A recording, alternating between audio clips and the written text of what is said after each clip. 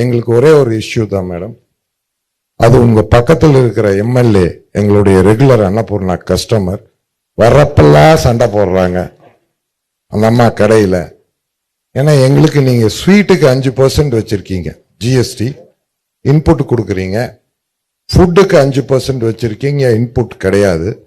இந்த காரத்துக்கு 12% வச்சிருக்கீங்க. அடுத்தது பேக்கரியில் பார்த்தீங்கன்னா பிரெட்டும் பன்னும் விட்டுட்டீங்க. மீதி எல்லாத்துக்கும் அப் டு 28% வச்சிருக்கீங்க. இந்த அம்மா வர வேண்டியது ஜிலேபி சாப்பிட வேண்டியது, அடுத்தது காஃபி கொடுக்கணும், காரம் வேணுங்கிறது.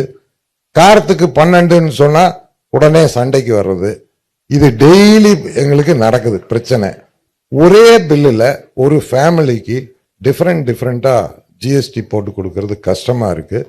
ஒரு பன்னுக்கு ஜிஎஸ்டி கிடையாது, பன்னுக்குள்ள ஒரு கிரீம் வச்சுட்டா அதுக்கு 18% ஆயிருது. கஸ்டமர் என்ன சொல்றாரு, நீ கிரீமையும் ஜாமையும் கொண்டா நானே வச்சுக்கிறேன். கடை நடத்த முடியல மேடம். அதனால ஒன்னா எல்லாத்துக்கும் ஒரே மாதிரி ஜாஸ்தி பண்ணிருங்க.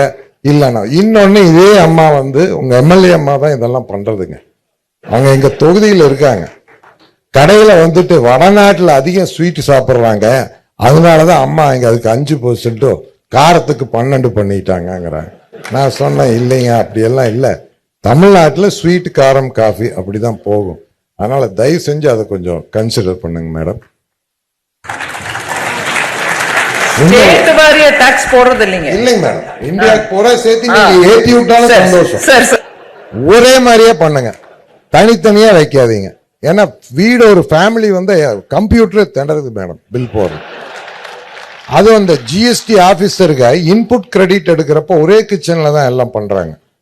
இன்புட் எடுக்கிறப்ப அதே கேஸ், அதே ஸ்வீட் மாஸ்டர், அதே கடலை மாவு, அதே மைதா மாவு, இன்புட் எப்படி மேடம் எடுக்க முடியும்? அதுல ஆபீசர்ஸ் திணறிடுறாங்க. ஸோ அவங்களுக்கும் ஹெல்ப் பண்ணணும் நம்ம.